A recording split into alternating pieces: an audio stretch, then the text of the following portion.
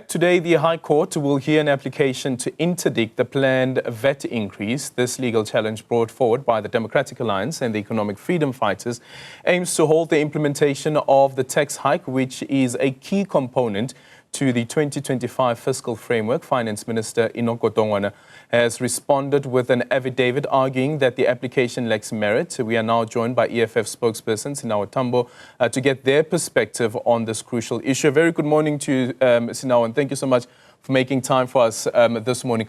What's going through your mind this morning as that May 1st deadline is looming, or the date in which that VAT increase is set to take effect, considering also on the other end, politically speaking, there are these so-called conversations that have been taking place amongst the members of the Government of National Unity and those outside the GNU to try and see if they can find an alternative? Morning, Aldrin, and morning to your viewers. I think what's going through my mind is that the people of South Africa have been dealt a great injustice. And over the past few weeks, there's been a lot of political parties, a lot of political leaders who've been desperately trying to explain their decision to vote for the fiscal framework and revenue proposals, which contain the VAT hikes as they stand. And they've been trying to spin and maneuver South Africans. It began with celebrations after the adoption of the fiscal framework in the National Assembly, people cheering and clapping hands for a 0.5% VAT hike that is going to disproportionately affect the poor and the middle class. And the pronouncements were that they have scrapped the VAT hikes, they've achieved a fiscal victory. And as weeks have gone by, people have been backtracking and twisting and swerving, and ultimately are now speaking about possibly the VAT being scrapped 2 months afterwards and all sorts of things. So I think the people of South Africa have been done a great injustice by the political elite in this country, led by the ANC and accompanied by political parties such as Action SA, Build One South Africa, and Rise Mzansi. So the intervention in the Western Cape High Court by the Economic Freedom Fighters is one that is one of our last resorts to ensure that the process that led to the adoption of the fiscal framework is reversed and sent back to the National Assembly and the Standing Committee on Finance, because it was unprocedural in our view. It didn't follow the Money Bills Amendment Procedure and Other Related Matters Act. And anything outside of that is just wishful thinking, but also people who are trying to desperately rescue themselves from the mistake they have made. So the negotiations that are occurring outside of the legislative process, which adopted the fiscal framework, are meaningless. Those who have voted for the VAT hike, which was contained in the fiscal framework, must take responsibility, because there's 9 days left now and there's no indication that this VAT hike will be reversed. Yeah, and that's the thing about it. It is looking at the days that are left before the 1st of May. But Sinawo Tambo, as we've just indicated in our introduction there as well, saying that this application lacks merit. And I know that with your joinder application as the EFF, one of the issues that you are dealing with is the one around the committee meetings that were taking place, and also the adoption of the fiscal framework and how it was procedurally unlawful. Why did the EFF decide not to go and also support the Democratic Alliance on their argument in attacking Section 7, subsection 1 and 4 of the VAT Act, that the Minister of Finance has unilateral power to increase VAT for a period of 12 months?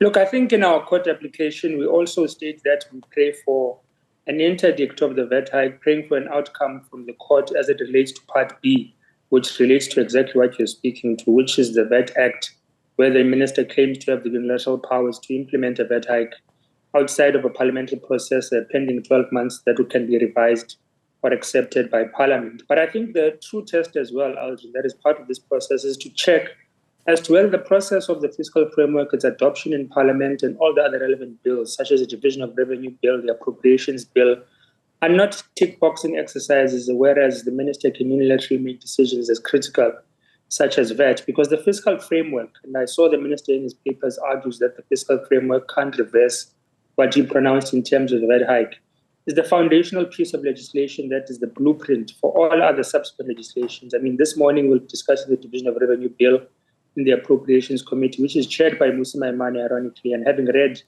the draft report this morning, it seems like he's going to try to use an irrelevant piece of legislation to try to redeem himself.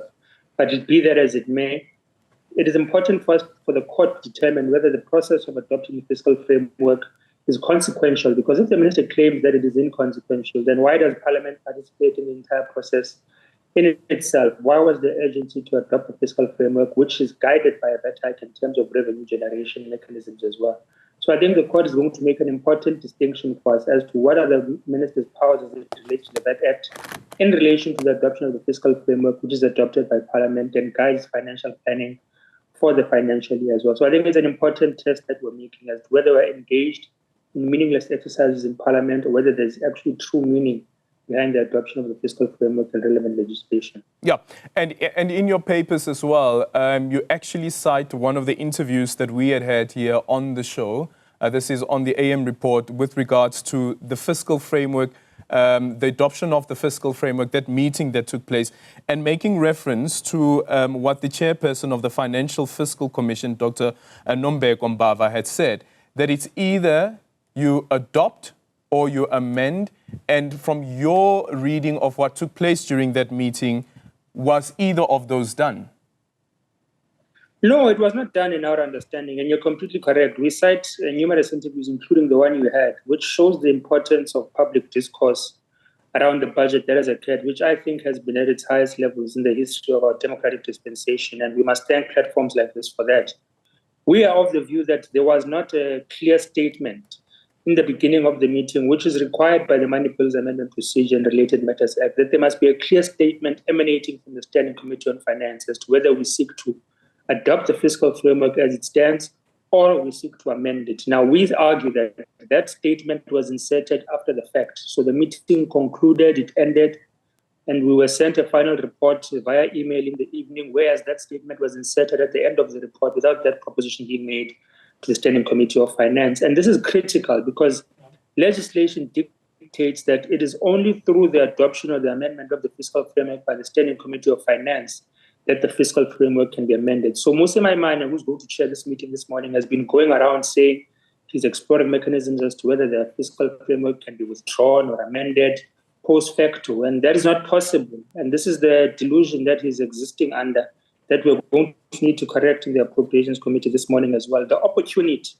to amend the fiscal framework and ensure that VAT hikes are not part of the revenue generation mechanisms for this financial year was at that Standing Committee of Finance.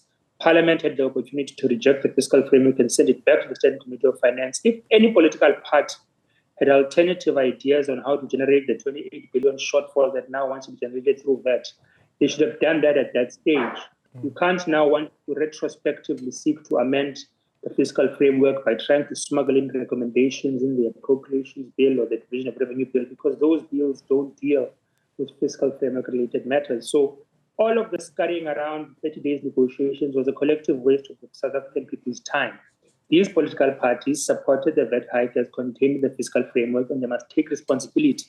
There's 9 days left now. All of them are twisting and turning, saying that there can be a reversal of the VAT hikes after 2 months. What happens with the VAT that will be paying over those 2 months? There's a suggestion that there will be rebates. Are you saying to me millions of consumers are going to receive discounts or refunds post facto after purchasing goods with the VAT hikes they've paid? It's ridiculous, it's nonsensical, it's misleading to our people. So we are hopeful that we'll succeed today. I don't even think that it's possible. I don't know how you do something like that. It shows you the level of undermining of the intelligence of the people of South Africa, because they've made a mistake, they've made a blunder, and at the center of this blunder is the African National Congress that gave these political parties the impression that they can change something after they've supported it in Parliament. So they say they're going to be meeting this week to continue to explore these mechanisms. I think it's a game that we should not all be participating in. Let's hope the applications by the EFF and the DA in court are successful today. If they are not, we're going to have to try to continue the fight either on the picket lines or ensure that relative legislation in terms of division of revenue is to the benefit of the people. Okay, and just quickly in conclusion, Sinawo, considering that you have this conviction that is being shared with the public that alternative revenue is being sought, to amend that fiscal framework and the introduction of a new bill, just quickly take us to what that process would entail. And some people have argued, of course, that it won't be possible to do that under 9 days. Look, so the fiscal framework, there's one thing we must accept. It's been adopted by the National Assembly. It's set in stone now. And what the Money Bills and Related Matters Act states is that any subsequent legislation must be in line with the fiscal framework. So let's say, for example, now we're dealing with the Division of Revenue Bill this morning in the Appropriations Committee. Whatever we seek to divide, and that speaks to dividing generated revenue across local government, provincial government, and national government. So whatever planning we do in terms of that division of revenue is based part and parcel by revenue generated through the VAT that has been introduced, which is 0.5%. So the fiscal framework is that sort of cornerstone piece of legislation. So there's no amending it, there's no withdrawing it. Anyone who makes those claims must tell us which legislation permits that as well. What we are going to be able to do, or what they purport that they want to do, is to introduce a tax bill, which is only be able to be introduced by the Minister of Finance, which would try to reverse the VAT hike. But we're also curious as to what would be the basis of that taxation bill, what it would be called, and at what stage will it be introduced, and what other form of mechanism of generating revenue would be introduced in its place, and under what timelines. And there's no clarity around that. And if you listen to the Minister of Finance, who was on the Newzroom platform, I think 2 weeks ago as well, he throws the ball back into Parliament's court, and rightfully so, by saying it's Parliament's duty to present alternative mechanisms of generating revenue and to amend the fiscal framework. And he says that after it has been adopted, knowing very well that he's been toying with the political parties that bought into the bait that this is possible to be executed post facto. So he has no intention of introducing a taxation bill that amends the. Okay, unfortunately, we've run out of time now, but let's wait and see how the High Court is going to rule on that application that you've brought alongside the Democratic Alliance as well. Sinawo Tambo is the spokesperson for the EFF.